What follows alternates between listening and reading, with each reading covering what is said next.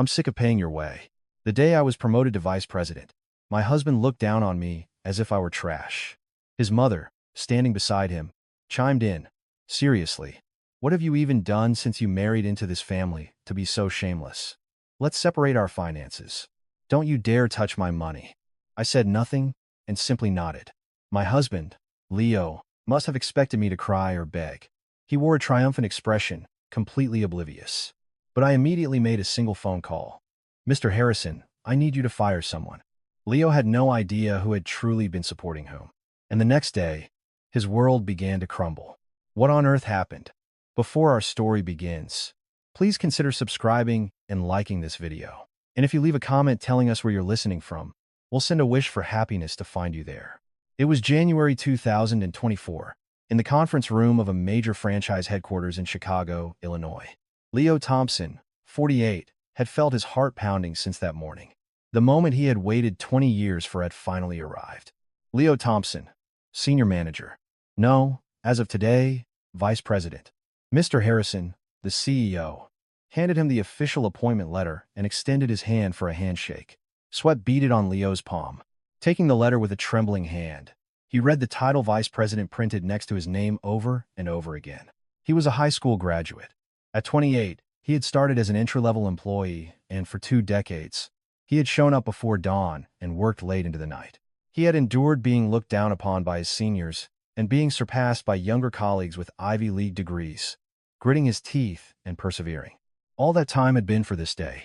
This is all my own doing, Leo muttered to himself.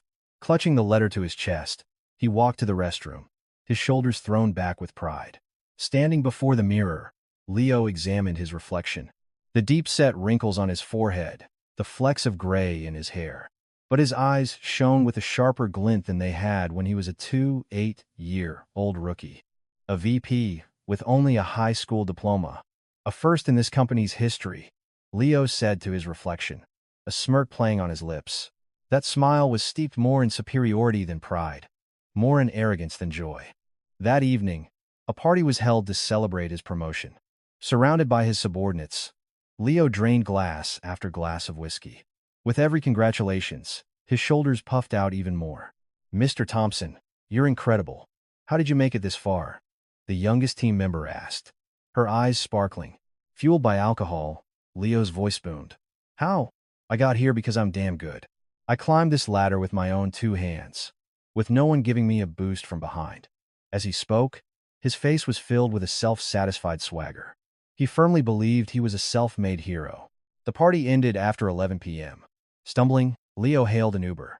The Chicago skyline drifted past the window, but he saw none of it. His mind was consumed with the new life that awaited him as vice president. He arrived home close to midnight. As he opened the front door, a warm light and a familiar aroma greeted him. It was the smell of Southern fried chicken. Leo's blurry eyes scanned the living room. His wife, Eleanor, 45, was emerging from the kitchen. Her face, framed by her apron, showed signs of exhaustion, but she tried to maintain a smile for her husband. Honey, you're home. Congratulations on the promotion to VP. Eleanor's voice was quiet but sincere. She had been up since 4 a.m. She had prepared the whole organic chicken she'd bought the night before, marinating it in a secret brine passed down from her family. She had fried it with a dedication that took hours, using a recipe infused with a special blend of spices, ginseng, and herbs. I made your favorite fried chicken. Come and sit down. Eleanor placed a large platter on the dining table. Steam rose from the perfectly golden brown chicken, carrying a deep, rich aroma. It was the exact same aroma as the signature dish of the Golden Coop, the franchise where Leo worked. To be precise, the scent from this home kitchen was the original. The company's product was merely a copy. But Leo was completely unaware of this fact. Drunk, he slumped into a chair at the table. He glanced at the platter and scowled. This again? Is this all we ever eat? His voice was laced with irritation. The smile vanished from Eleanor's face. It's a special day, so I made. If it's a special day, shouldn't we have something different? I'm a vice president now. A VP. Leo waved his hand dismissively, pushing the platter away. A piece of chicken slid off, clattering onto the table. Eleanor said nothing, simply wiped the table with a cloth. Forget it. I'm tired. I'm going to bed. Leo staggered to his feet. As he walked toward the bedroom, Eleanor watched his back in silence. Her gaze wavered for a moment, but then it became calm again. In the living room, only the cooling platter of fried chicken remained. Eleanor slowly sat down at the table. A slight tremor ran through her as she looked at the food she had prepared since dawn. But she did not cry. Instead, she quietly picked up a piece and took a small bite. They had been married for 17 years. She had met Leo at 28 and married him at 31. She had graduated from a top-tier business school, earned her CPA license at 23, but she gave it all up when she got married. It was all for her husband's success. Eleanor's grandfather had been the founder of a famous Southern-style restaurant in New Orleans. Her father had been the executive chef at a five-star hotel in Las Vegas. A secret recipe, passed down through 3 generations, was now hers. With that recipe, she prepared a special brine every day for her husband to take to his company's test kitchen to help with menu development. This had been her routine for 17 years. The fact that the Golden Coop had grown into a major franchise with 300 locations nationwide was decisively due to Eleanor's recipe. But Leo had never once acknowledged this. The brine his wife made was simply something he was entitled to, and the company's success, he believed, was due solely to his own talent. Leo's snores echoed from the bedroom. Eleanor quietly got up and started washing the dishes. As she submerged her hands in the cold water, she stared out the window into the darkness. What had she built over these 17 years? And what would happen now? No one knew yet. But one thing was certain. Leo's arrogance had just begun. And that arrogance would bring about the collapse of everything he had. But that night, intoxicated by the joy of his promotion, Leo was smiling even in his sleep. He was blissfully unaware that the ground beneath his feet was beginning to crack. As a vice president, Leo was a changed man. 2 weeks after his promotion, a blatant arrogance began to color his words and actions. The change was most noticeable in how he treated Eleanor at home. Dinner. One evening, Leo barked from his reclined position on the sofa. Eleanor poked her head out of the kitchen. "It'll be ready in a minute. Just wait a little longer. What's taking so long? What do you do all day at home?" Leo's voice was sharp with annoyance. Eleanor didn't answer, just quietly set the table. Though it was a neatly arranged meal with a main course and 3 side dishes, Leo scowled as soon as he picked up his fork. "This again? I'm a VP now. Put some effort into it." "What's wrong with it?" "It's not about what's wrong. It's about the lack of effort." Leo ate distractedly, scrolling through his phone. He paid no mind to the homemade coleslaw or the slow-simmered soup she had prepared since morning. Someone else was beginning to occupy Leo's thoughts. Sophia Miller, a new hire in the marketing department. At 32, she always approached him with a bright smile. "Mr. Thompson, can I get you some coffee? You like it black, right?" "Oh, yes. Thank you." Every morning, Sophia placed a coffee on Leo's desk. During meetings, she would nod emphatically at his every statement, her face a mask of admiration. Leo found himself increasingly drawn to her. At home, he had a wife with a blank expression. At work, there was a young, attractive woman who looked at him with reverence. It was perhaps inevitable that Leo's heart began to stray. One night, Leo said to Eleanor, "I've been thinking. We should separate our finances." Eleanor stopped washing the dishes. She turned around slowly, a look of bewilderment on her face. "What are you talking about all of a sudden?" "It's not sudden. I'm saying I'll manage the money I earn." His tone was firm, as if he were giving an order to a subordinate, unilateral and cold. "Do you know how much I make now? My salary is over $150,000 a year. But with the account in your name, I feel like I'm being watched every time I spend something. When have I ever made you feel that way? It just feels that way. Anyway, I'll handle my own money from now on." Eleanor was silent for a long moment. A shadow passed through her eyes, but Leo didn't notice. Or rather, he didn't try to. A few days later, his mother, Brenda, came to visit from out of town. Brenda, 75, lived alone in a small town in the Midwest. She had come up to Chicago for a visit after hearing her son had been promoted to VP. "Oh, my boy, a vice president. All my sacrifices have paid off," Brenda said, clutching her son's hand, her eyes welling up with tears. But her gaze toward her daughter-in-law was entirely different. "And you? Why do you look like that? Your husband's made it big. You should at least try to look presentable." Eleanor quietly took her mother-in-law's luggage. "Mother, you must be tired from the trip. I've made up the guest room." "Guest room?" Just get me some food first. I couldn't eat a thing on the bus.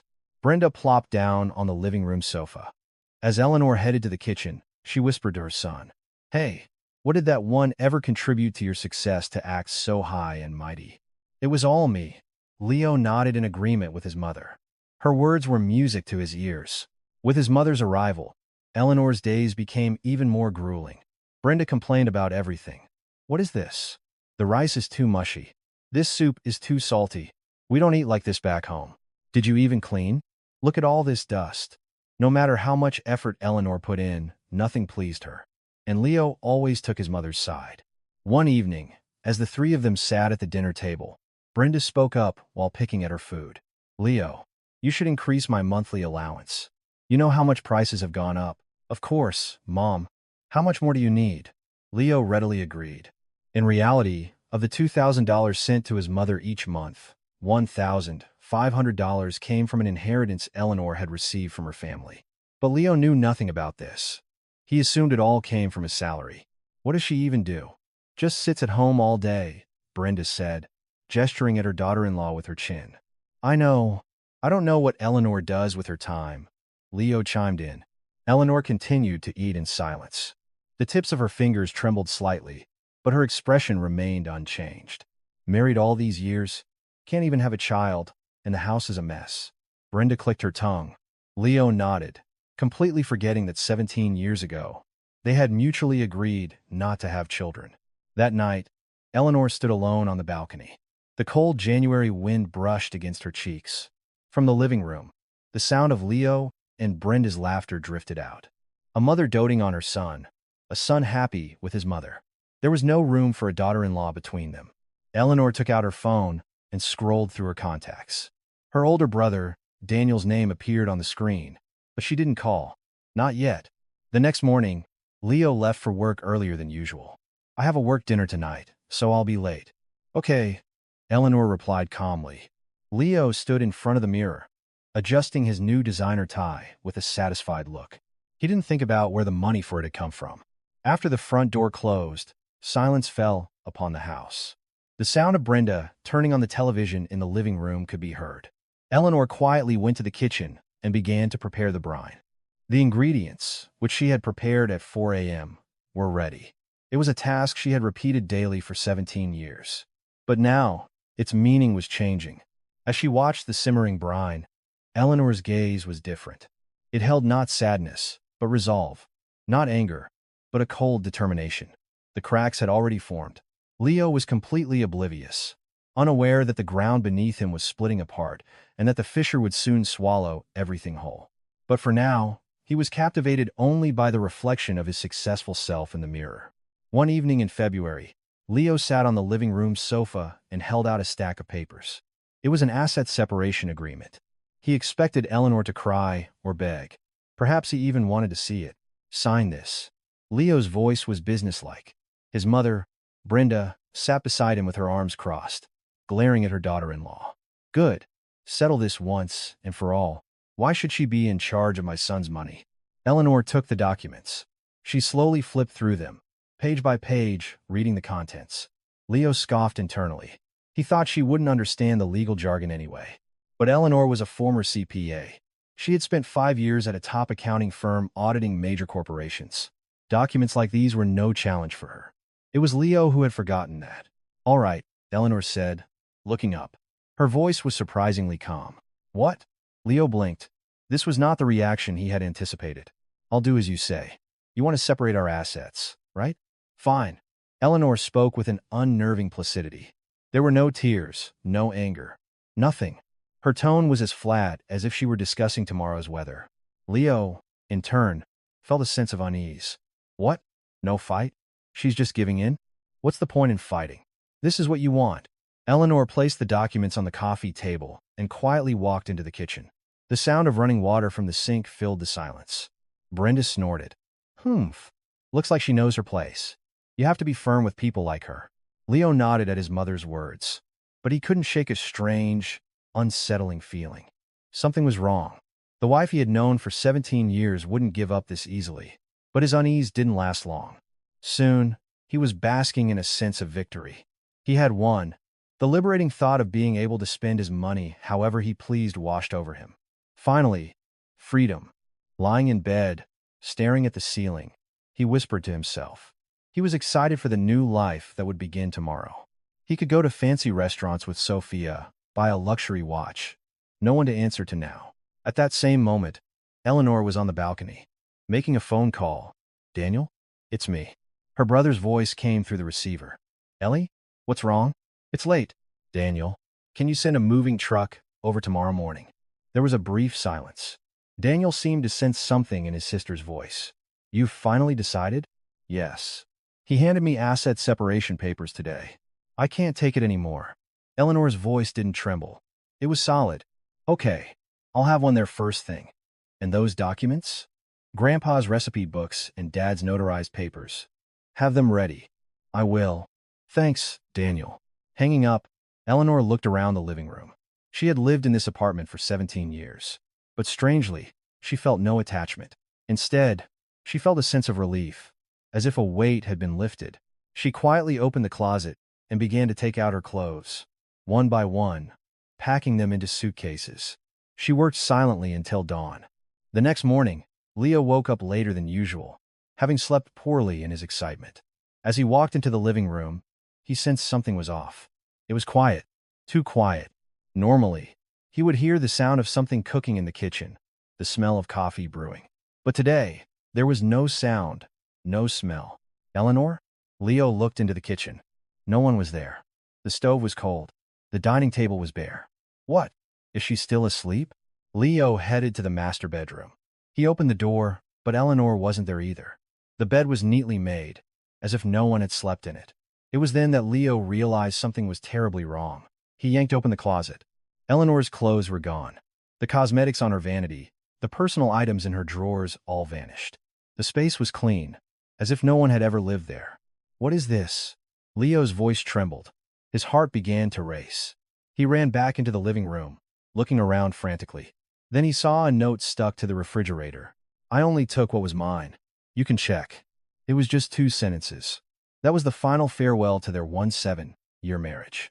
Leo stared blankly at the note, his hands shaking. His mind couldn't process what was happening. Leo, what's going on? Brenda emerged from her room. Leo couldn't answer. He just held out the note. What? That woman ran away. Brenda's face contorted. Good riddance. She was useless anyway. This is for the best. Brenda actually looked pleased. But Leo couldn't smile. A feeling that something was deeply wrong grew stronger. Still, he tried to compose himself. Right? It's for the best. I'm free now. He told himself that nothing would change, just because his wife was gone. He would still go to work, do his job, and earn money. Leo hastily made some instant ramen and got ready for work. Tying his tie in front of the mirror, he repeated to himself, It's fine. Everything's fine. But as he stepped out the front door, his steps felt heavy. He didn't know yet. He didn't know that what Eleanor had taken wasn't just clothes and personal belongings. All the brine and secret spices from the refrigerator and the secret that had sustained his success for 17 years had vanished with her. It wouldn't take him long to find out. The calm before the storm was over. The real tempest was about to begin.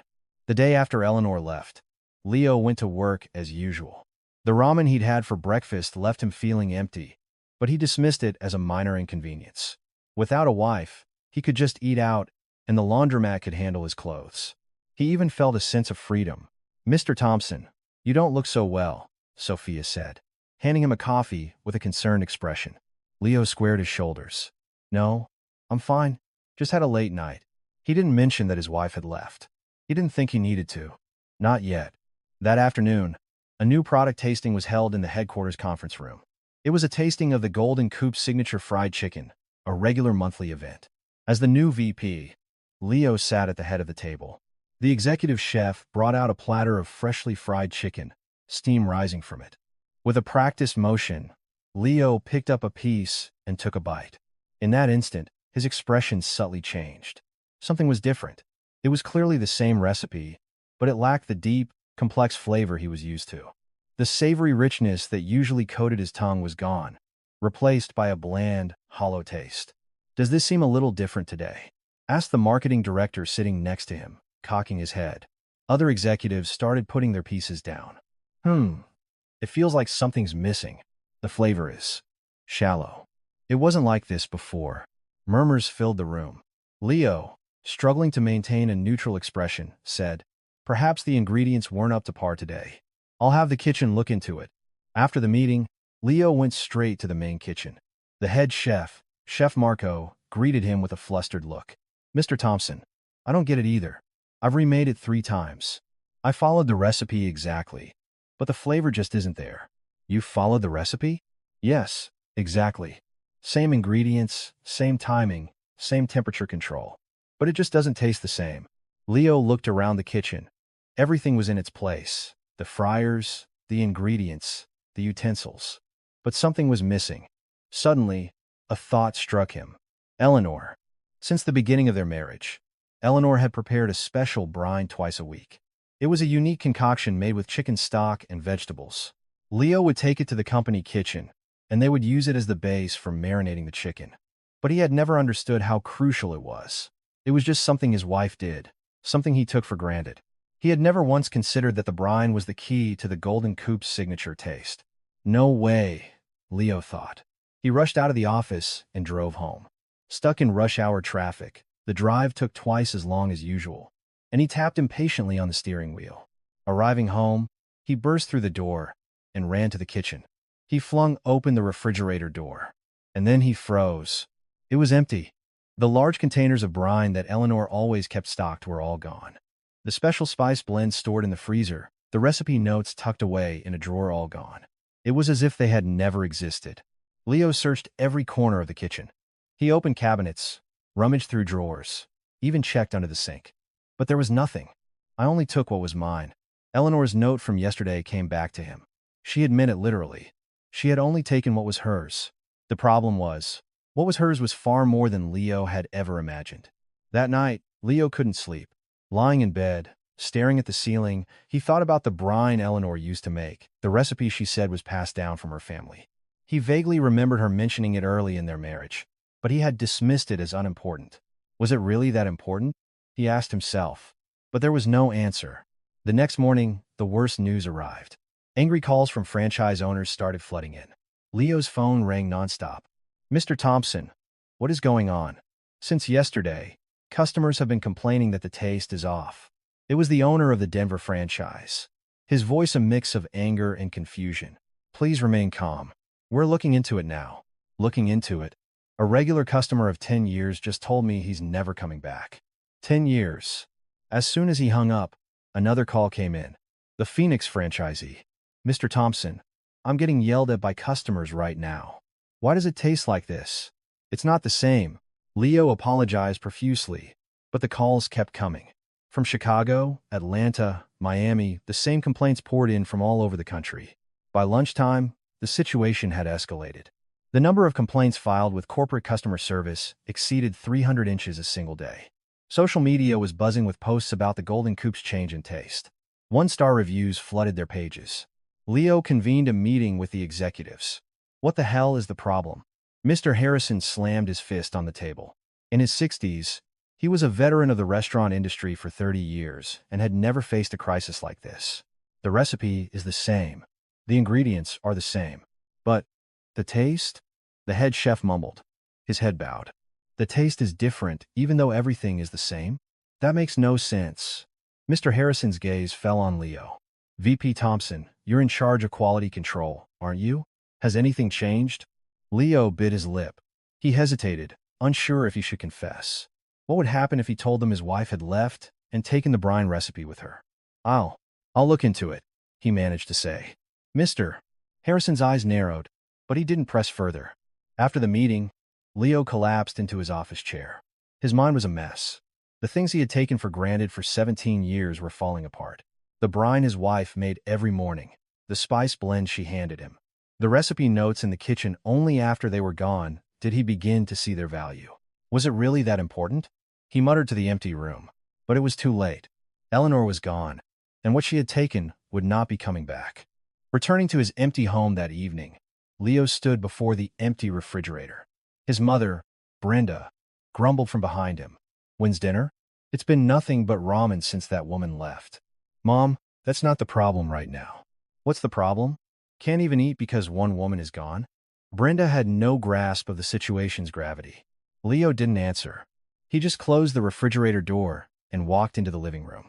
He sat on the sofa and pulled out his phone, finding Eleanor's number. His finger hovered over the call button. Should he call? What would he say? Ask her to come back? Or just ask for the recipe?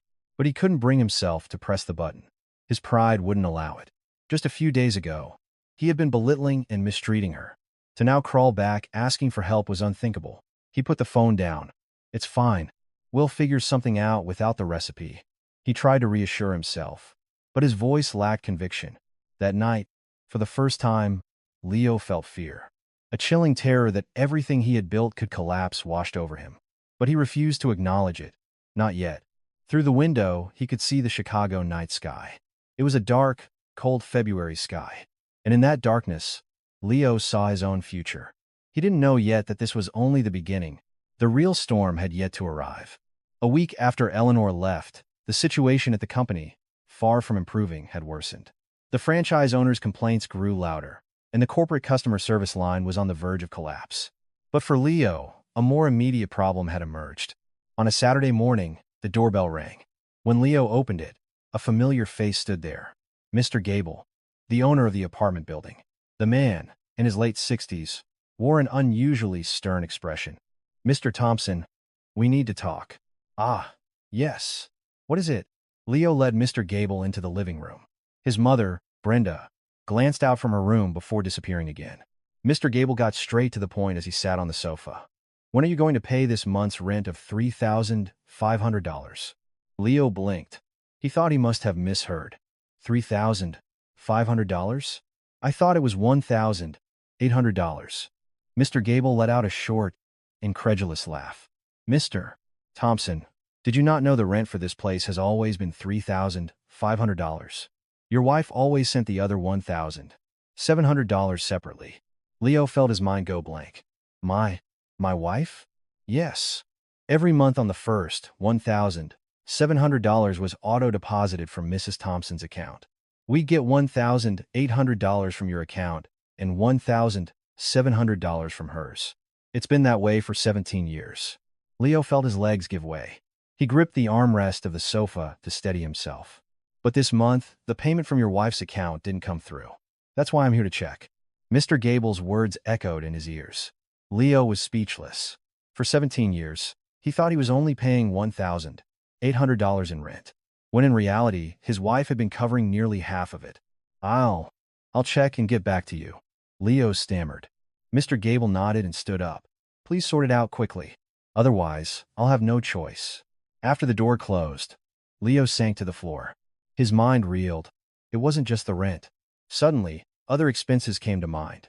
The monthly allowance for his mother, the car payments, the insurance premiums. Had they really all come from his salary alone? Leo pulled out his phone and opened his banking app. He began scrolling through years of transaction history. His face grew paler and paler. The $2,000 monthly payment to his mother.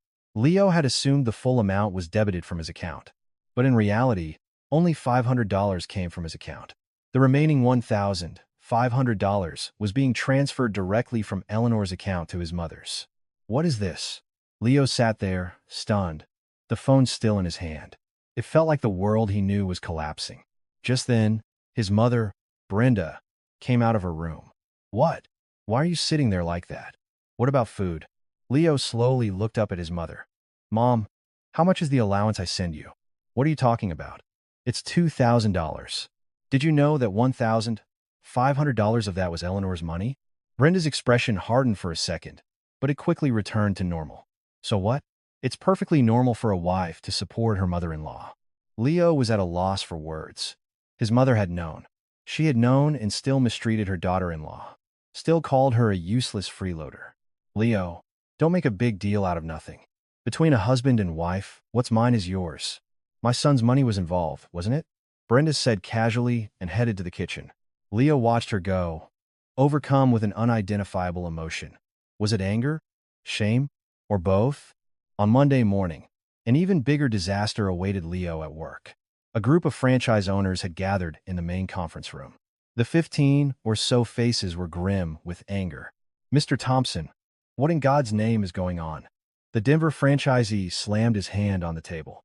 It's been over a week since the taste changed. We're losing all our customers. It's the same for us. Our sales have been cut in half, the Phoenix owner added. One by one, the others began to voice their frustrations. Why do you think we pay franchise fees? It's for that taste. What kind of headquarters can't even manage its own recipe? If you don't fix this immediately, we're terminating our contracts. Leo bowed his head repeatedly, apologizing. But the owner's anger did not subside. We're sorry. We're currently identifying the cause. Identifying? What have you been doing for a week? The conference room door opened, and Mr. Harrison walked in, his face as hard as stone. What's all this? The franchise owners immediately turned their complaints on him. After listening, Mr. Harrison glared at Leo. VP Thompson, my office. Now, with heavy steps, Leo followed him. As soon as the door closed, Mr. Harrison asked, "Tell me the truth. You're hiding something, aren't you?" Leo hung his head. He couldn't hide it anymore. Actually, my wife left me. What? And that brine recipe, it was a family secret passed down from her side. Mr. Harrison's face contorted. What? Are you telling me the taste was because of your wife? Leo nodded. The moment he admitted it, he felt the strength drain from his body.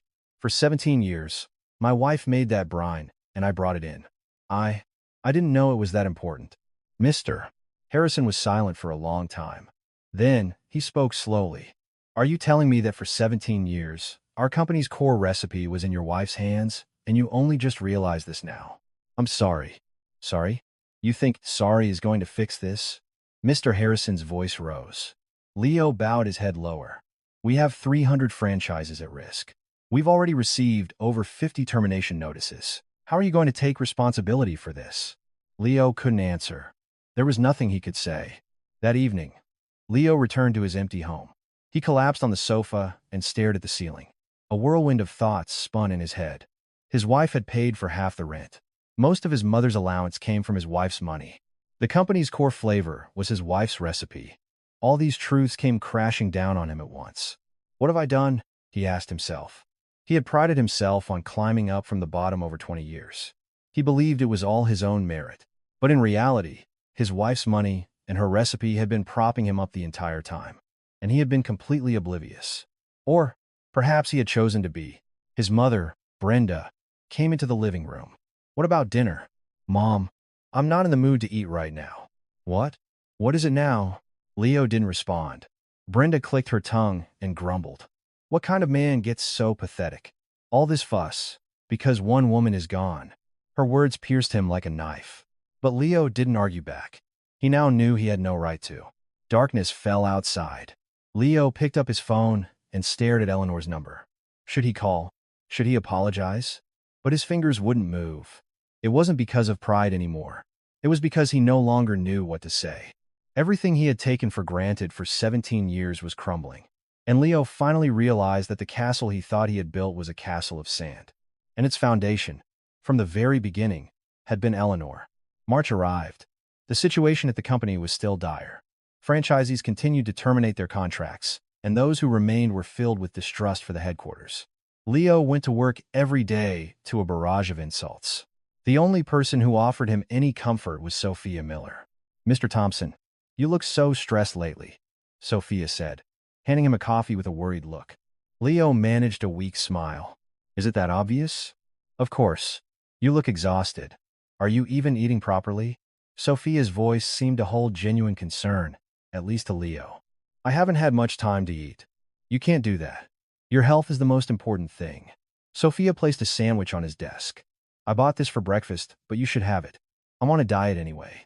This small act of kindness moved Leo. At home, there was only his mother's nagging, and at work, only criticism. In such a state, Sophia's warm words felt especially significant. A few days later, Sophia made a suggestion. Mr. Thompson, are you free this evening? I know a great restaurant. We could go, and you could de-stress a little. Leo hesitated for a moment, but then nodded. All right. It's my treat. Really? Thank you, Mr. Thompson. Sophia beamed. Her smile made Leo feel better than he had in a long time. At 7 p.m., they were seated at a high-end Italian restaurant in the Gold Coast, beneath a glittering chandelier, sipping wine. Leo momentarily forgot his troubles. Sophia constantly agreed with him and wore an expression of admiration. Mr. Thompson, you're truly amazing. To come this far with just a high school education, that's all in the past. You're just going through a tough time now. Someone like you won't stay down for long. Sophia's words made Leo feel a sense of pride again. It was the first praise he'd heard in a long time. When the meal ended, it was time to pay. Leo confidently pulled out his wallet and took out his most prestigious credit card, a black card. Here you go. The waiter took the card and inserted it into the machine. A few seconds later, his expression changed. Sir, I'm sorry, but the card was declined. What?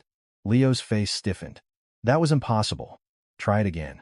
The waiter tried again, but the result was the same. It's declined, sir. Do you have another card? Flustered, Leo fumbled through his wallet. He handed over another card, but that was also declined. The third card met the same fate. His face burned with shame. The fact that Sophia was watching made it even more humiliating. Here, I'll get it, Sophia said, pulling out her own card. Leo couldn't look up. I'm sorry. I'll pay you back. It's no problem, Mr. Thompson, Sophia said with a smile as she paid. But an indelible sense of humiliation was seared into Leo's mind. Back home, Leo called the credit card company. Why was my card suspended? The customer service representative's answer left him speechless. Sir, that card is a supplementary card linked to a primary account. The primary card holder, Miss Eleanor Vance, has canceled the supplementary card, so it was automatically suspended. It was then that Leo realized. The black card he had used so proudly was just a family card attached to Eleanor's primary account. The card he had flaunted was, in fact, his wife's. Even this, he hung up and collapsed onto the sofa.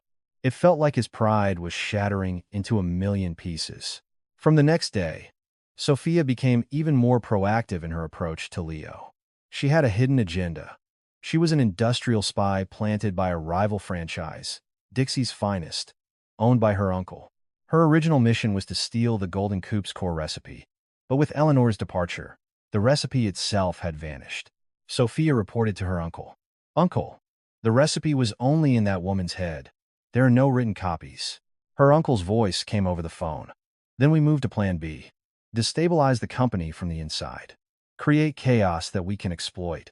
Sophia nodded. A new operation had begun. She decided to exploit Leo's vanity and desperation. One day during lunch, Sophia carefully brought up a topic. Mr. Thompson, I know of a great investment opportunity. An investment? Yes. It offers high returns in a short period, but it requires a significant initial investment. Leo gave a bitter smile. Where would I get that kind of money? As you saw, my cards are maxed out. That's why I was thinking, Sophia said, lowering her voice and looking around. What if we just utilize some company funds for a short while? We can pay it back right away. Leo's expression hardened. That's embezzlement. Embezzlement? No, it's just a temporary loan. My uncle's company does this all the time. He says it's how business people manage cash flow. Sophia's words tempted Leo, but he couldn't make a decision easily. That night, he returned home to his mother's nagging. Leo, when are you giving me this month's allowance? Mom, things are really tight right now. Tight? If you don't have money, people treat you like nothing. You know that? Brenda's voice was sharp. If you can't earn money, what am I supposed to live on? You want me to go back to the country? Mom, I'm telling you, I'm in a difficult situation. If it's difficult, you have to do something about it. What kind of man is so incompetent? Each of Brenda's words was like a nail driven into Leo's heart. He had spent his whole life wanting her approval, wanting to hear that he had done well. But now, all he got was criticism for being incompetent. That night, Leo couldn't sleep. Staring at the ceiling, Sophia's proposal replayed in his mind. He knew it was risky, but he was desperate. His mother's allowance, the overdue rent, the pile of bills, it was all crushing him. The next day, Leo called Sophia to his office. That investment you mentioned, can you tell me more about it? Sophia's eyes lit up. She hid her smile and nodded. Of course, Mr. Thompson. The trap was slowly closing. A week later, Leo sat in front of a payment authorization form for a supplier. His hands trembled. The amount on the form was inflated. The difference was set to be deposited into his personal bank account. It's okay, Mr. Thompson. Just this once, and we'll pay it back immediately. No one will ever know, Sophia whispered beside him. Leo raised the approval stamp with a trembling hand. His mother's voice echoed in his ears. A son with no money is no son at all. In that moment, Leo brought the stamp down. Thump. The sound seemed unusually loud, as if he were putting a final, damning period on his own life. Handing over the document, Leo felt a momentary sense of relief. He could at least put out the immediate fires. But that night, the nightmares began. He would wake up in a cold sweat, dreaming of being chased, of being in prison, of everything being exposed. He was tormented every night. Leo knew he had crossed a line he could never uncross. But it was too late. The stamp had been used, and the money was gone. And from that moment, an irreversible crack split through Leo's life. Sophia watched it all unfold, a quiet smile on her face.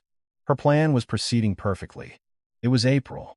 Leo filed for divorce from Eleanor. The money he had embezzled was already running out, and he needed a new strategy. That strategy was the divorce lawsuit. We can claim a portion of the recipe's value in the asset division. Think of how much money the company made from that recipe, his lawyer had said. Leo nodded. That's right. He had been the one to bring that recipe to the company for 17 years. Even if his wife created it, it only gained value because of him. His mother, Brenda, supported the idea. Good thinking. You need to get back everything that woman took. Without you, that recipe would have been worthless. Leo was confident he had the upper hand. Even if his wife created the recipe, it was used during their marriage, making it marital property, he thought.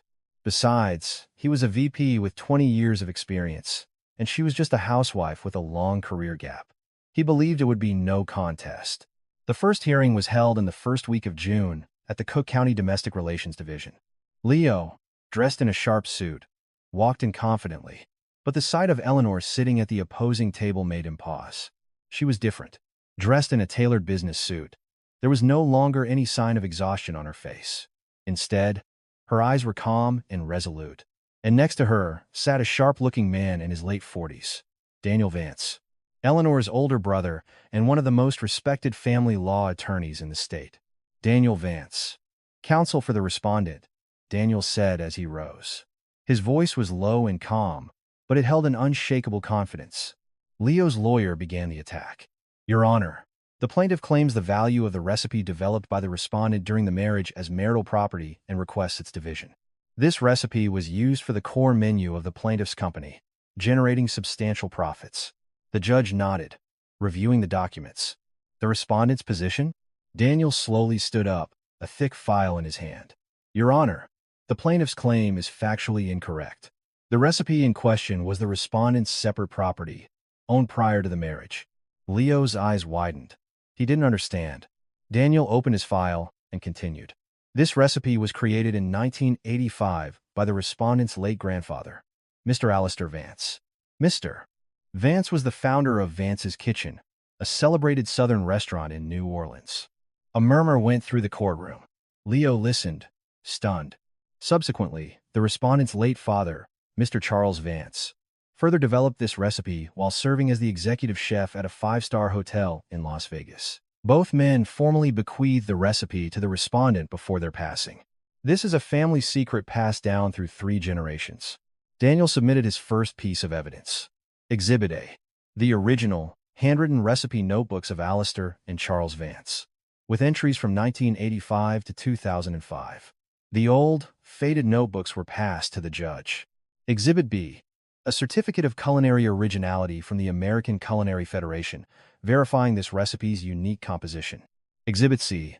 A notarized document of inheritance, signed by the respondent's father in 2006, 1 year before her marriage to the plaintiff. And Exhibit D. Daniel held up the final document, a trade secret registration certificate.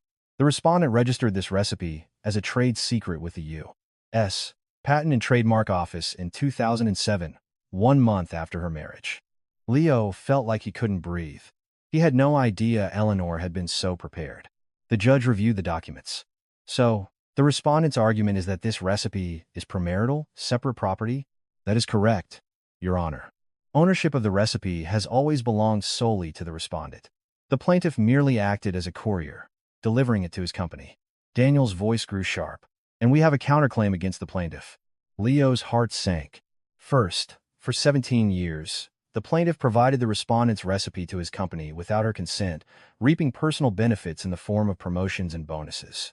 This constitutes unjust enrichment. Daniel produced another document. The plaintiff's bonuses over 17 years total, approximately $230,000. We demand the return of the portion attributable to the recipe's contribution. Leo's face turned white. His own lawyer looked flustered. Second, the respondent substantially subsidized the plaintiff's household expenses for 17 years. Daniel submitted bank records. Rent subsidies totaling $1,700 per month. Mother-in-law's allowance subsidies of $1,500 per month, plus other living expenses, amount to over $400,000. Over 17 years. We demand full reimbursement. The courtroom was silent. The judge, the gallery, everyone was shocked. Leo couldn't close his mouth. The world he knew was being turned completely upside down. Wait a minute. Leo shot to his feet. His lawyer tried to stop him. That recipe only became valuable because I took it to the company. Otherwise, it was just some soup she made at home. Daniel responded coldly. Did you ever receive the respondent's permission to use her recipe? Is there a contract? A written consent form? Leo was speechless. There was nothing. He had just taken it because she made it. No. The respondent never once consented to her recipe being used by the company. The plaintiff took it without permission. Leo couldn't argue. All strength left his body. After the hearing, Leo stood in the courthouse hallway, his legs trembling. His lawyer sighed. Mr. Thompson, to be frank, this is an unwinnable fight. Their evidence is airtight. So, what happens now? Worst-case scenario. Between the unjust enrichment claim and the reimbursement of living expenses, you could be ordered to pay over $500,000. $500,000. Leo's vision went dark. He didn't have that kind of money. The embezzled funds were gone. All he had was debt. It would be best to settle, the lawyer advised. It's the only way to minimize the damage. His lawyer's words buzzed in his ears, but Leo didn't respond. Just then, he saw Eleanor walking down the hall. She paused for a moment as she passed him. Their eyes met, but there was no anger or sadness in her eyes. Nothing. Just the detached gaze one gives a stranger. Take care, Eleanor said, and turned away. Her back receded down the long corridor. Leo stood frozen for a long time. Everything he thought had been his for 17 years, the recipe, the money, even his success, had never been his at all. He finally understood how arrogant he had been, and how steep the price of that arrogance was. As Leo left the courthouse, his shoulders slumped. The June sun was bright, but all that lay before him was an endless, impenetrable darkness. His karma was just beginning. It was July. Utterly defeated in the divorce case, Leo dragged himself to work like a ghost. His position at the company was also precarious. Franchise defections continued. Performance was at an all-time low, and Mr. Harrison's gaze grew colder by the day. But an even bigger storm was approaching. On the second Monday of July, Leo arrived at work to a strange atmosphere. Employees were whispering in clusters, and unfamiliar people were carrying boxes of documents down the hallway. Who are those people? Leo asked a nearby colleague. They're from an external auditing firm. Showed up unannounced this morning. A cold dread washed over Leo. An external audit? He tried to act calm as he walked to his desk, but he could feel the blood draining from his fingertips. Before lunch, Mr. Harrison summoned him. When Leo opened the office door, he was met with an intimidating scene. Four men and women in suits sat beside the CEO, their expressions uniformly stern. Sit. Mr. Harrison's voice was icy. Leo cautiously took a seat. This is the audit team from KPMG. We received an anonymous tip last week about financial irregularities. The color drained from Leo's face. So we brought in external auditors. A full investigation began today. The lead auditor opened a file. Mr. Leo Thompson, we have some questions regarding a supplier payment you approved in March. Leo's heart hammered against his ribs. March. The month he and Sophia had falsified the documents. According to this payment authorization, $50,000 was paid to Supplier A. However, the amount Supplier A actually received was $30,000. Where did the $20,000 difference go? Leo's mouth was dry. He couldn't speak. Furthermore, We found discrepancies of $15,000 with supplier B and $10,000 with supplier C. A total of $45,000. With each number, Leo's face grew paler. We have records showing these amounts were all deposited into your personal bank account. Would you care to explain? Silence. Leo couldn't say a word. There was no excuse. Just then, the lead auditor nodded towards the door. It opened, and someone walked in. Leo turned his head, and he felt his breath catch in his throat. It was Eleanor. She was dressed in a sharp business suit, holding a laptop. She quietly took a seat next to the lead auditor. Why? Why are you here? Leo asked, his voice shaking. Eleanor didn't even look at him. The lead auditor answered for her. Miss Eleanor Vance is a CPA with our firm. She is handling the data analysis for this audit. Leo couldn't believe it. He knew Eleanor was a CPA, but she had a 17-year career gap. How could she have returned to the field so quickly? In truth, Eleanor had been preparing throughout their marriage. She had diligently completed her continuing education credits every year to maintain her CPA license. She subscribed to accounting journals to stay current on industry trends. While her husband slept, she had been quietly studying. Immediately after leaving home, Eleanor had contacted her old firm, KPMG.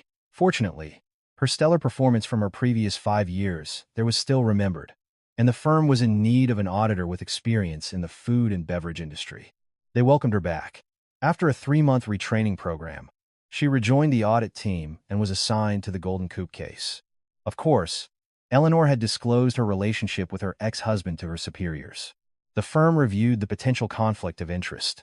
Given that the divorce was finalized, Eleanor had no direct financial stake in the company, and her role was limited to back-office data analysis rather than on-site investigation. Her participation was approved. The lead auditor continued his questions. Mr. Thompson, was anyone else involved in this embezzlement? Leo instantly thought of Sophia. Yes, this was Sophia's idea. She had tempted him. She had shown him how. Sophia Miller, an employee in the marketing department. The auditor shuffled through his papers. Miss Sophia Miller resigned last month. We've confirmed she is currently employed by a competitor, Dixie's Finest. Leo's eyes widened. Sophia was gone? And working for the competition? We contacted Miss Miller, the auditor said, playing a recording. Sophia's voice filled the room. I don't know anything. I just did what the VP told me to. He handled all the paperwork. I was just running errands. I was just following a superior's orders. What did I do wrong? Leo was in disbelief. Sophia had been the one to propose it. She had shown him how, she had pushed him. That's a lie. It was her idea, Leo shouted. The auditor replied coolly. We checked the evidence. He turned his laptop around. CCTV footage played on the screen. It was from that day in March. Leo was clearly visible, stamping the payment form himself. Sophia was just standing beside him, watching. The video made it look like Leo was the mastermind and Sophia was just an assistant. We also have chat logs. A text conversation appeared on the screen. Leo, is it done? Check it. Sophia. Yes, Mr. Thompson. Thank you. Taken out of context, it looked exactly like he was giving the orders. He finally realized how cunningly Sophia had manufactured the evidence. Miss Miller's culpability will be addressed through separate civil and criminal proceedings, the auditor said. However, you were the one who authorized the payments. The legal responsibility lies with you. Mr. Harrison stood up, his face a mixture of anger and disappointment. VP Thompson. No, Mr. Thompson.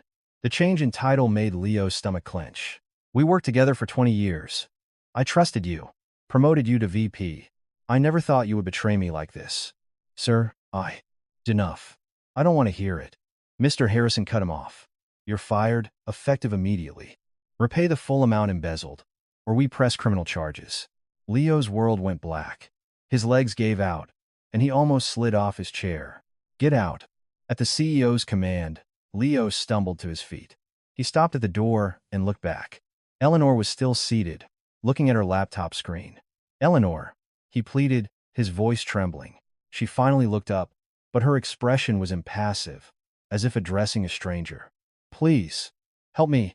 Leo tried to approach her, but Eleanor stood and said flatly, I am here as an analyst for the firm. I must refrain from personal conversations. Her voice held no anger, no sadness, no pity, only a professional coldness. Get out, Mr. Harrison repeated. Leo couldn't take it anymore. He stumbled out of the room. In the hallway, he leaned against the wall and slid to the floor.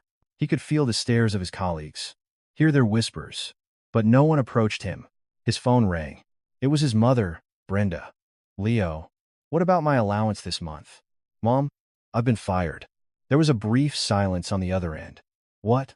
Fired?" "Yes. Just now." "What are you talking about?" "You're a vice president." Leo couldn't answer. Tears blurred his vision. "You idiot. So what am I supposed to do now?" "What about my allowance? My living expenses?" Brenda's voice screeched. Leo ended the call. He couldn't listen anymore. In the empty hallway, only the sound of his sobbing echoed. Kicked out of the company he'd given 20 years to. His wife was gone. His mother only cared about money. The woman who had tempted him had framed him for everything and disappeared. Leo looked up at the ceiling. Where did I go wrong? No one answered. But he knew. It had all started with his own arrogance. And now, he was paying the price. It was a complete and utter downfall. The oppressive August heat blanketed Chicago. But Leo had no capacity to feel the heat. To repay the $45,000 he had embezzled, he had to sell everything. It was the only way to avoid criminal charges. The first thing to go was his luxury watch, a Swiss timepiece he had bought to celebrate his promotion. It had cost $8,000, but he only got $3,500 for it at a pawn shop. His hand trembled as he handed it over. Next was his top-of-the-line MacBook Pro. Then his camera, his golf clubs, his leather briefcase. The symbols of his VP status disappeared one by one. All that remained was his smartphone. He hesitated, but he was still $10,000 short. He sold his new phone and bought a $100 burner phone. By September, he had paid back the money, but he was left with nothing. His bank account held less than $500. Then, a bigger problem hit. "Mr. Thompson, you need to be out by the end of the month," his landlord, Mr. Gable, informed him. He was 2 months behind on rent. Without Eleanor's $1,700 contribution, he couldn't afford the $3,500 on his own. He had to pack. This was the apartment he had lived in for 17 years, where he and Eleanor had started their married life. He packed what he could into 2 suitcases. The rest had to be thrown away. Standing in the empty living room, he muttered, "So this is how it ends." The problem was where to go. His security deposit had been transferred to Eleanor as part of the divorce settlement to cover the living expenses he owed her. With the money he had left, he couldn't even afford the deposit on a studio apartment. He ended up at a single-room occupancy, SRO hotel in a rundown part of the city. $350 a month. No deposit, paid in advance. The room was tiny, barely big enough for a single bed. A small, grimy window offered no ventilation, and a musty smell hung in the air. He shoved his suitcases into a corner and sat on the edge of the bed. "This is my home now." His voice cracked. Just months ago, he was a VP of a major franchise. Now, he lived in a squalid room. Tears streamed down his face. His relationship with his mother, Brenda, was also deteriorating. After he was fired, she called daily demanding money. But Leo had none to give. "Mom, I'm really struggling. Please, just wait a little." "Wait? How long am I supposed to wait?" Her voice was sharp. "You didn't even send this month's money." "Mom, I'm living in an SRO. I really have no money." "An SRO?" There was a pause. Leo hoped for a flicker of concern, but the response that came was not what he expected. "So, what am I supposed to do? Are you useless to me now?" Leo felt his breath catch. A son is supposed to provide for his mother. A son who can't earn money is no son at all. The words cut deep. "I'm going back to the country. I'll call my other son. He's probably better than you anyway." She was referring to a half-brother Leo hadn't spoken to in over 20 years. Brenda had cut off ties with her first son after a family dispute. "Mom, please don't go. I'll get back on my feet. Just give me some time." "Enough. I don't want to hear it." She hung up. A few days later, she was gone, without a word of goodbye. A son with no money is no son at all. Brenda's favorite saying. He now realized she had meant it. By October, no one called him anymore. He tried reaching out to old colleagues, people he had worked with for nearly 2 decades. "Hello? It's Leo. Leo Thompson." "Oh, Leo." The voice on the other end was awkward. "How have you been? We should get together sometime. I'm a little busy lately. I'll call you back." The call never came. It was the same with everyone else. He realized they had been friends with VP Thompson, not just Leo Thompson. When the title disappeared, so did they. In November, Leo started working as a delivery driver for DoorDash to make ends meet.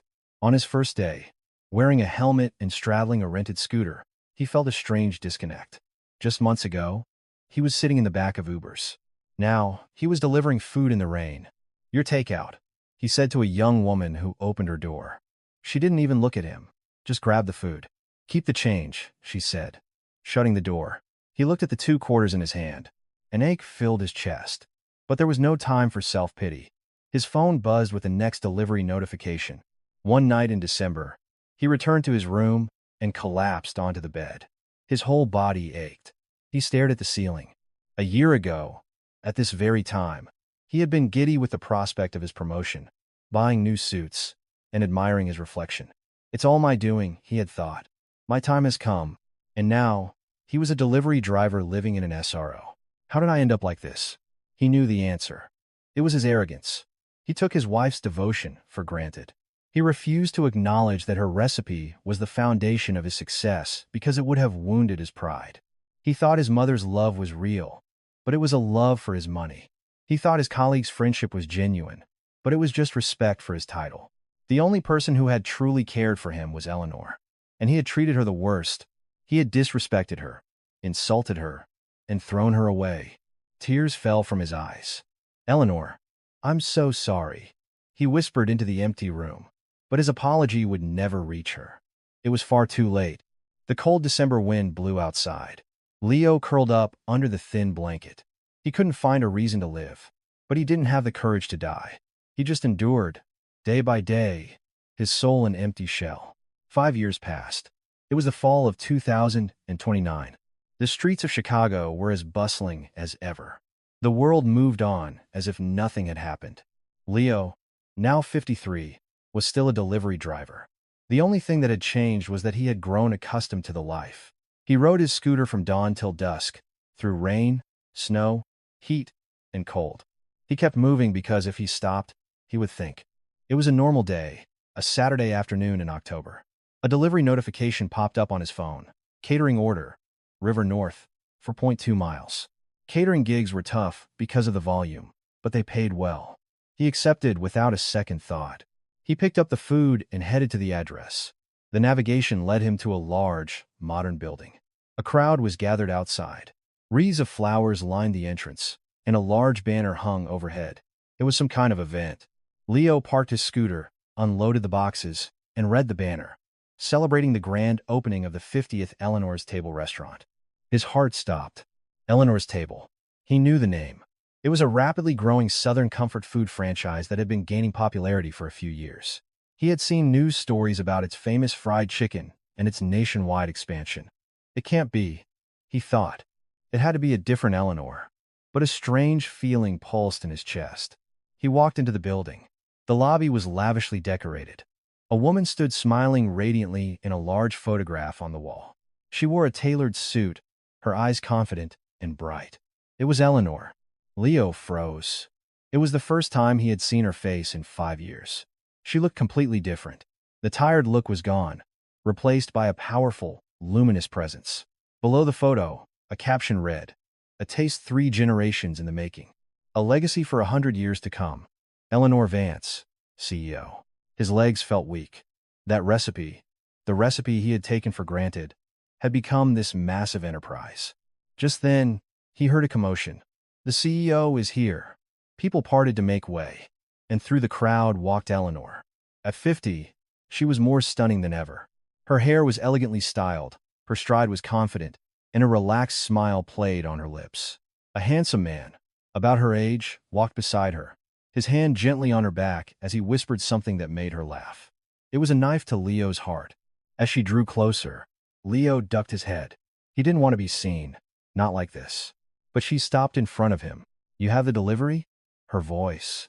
He kept his head down. "Yes. The catering order. Thank you. You came a long way. We appreciate it." Her voice was polite.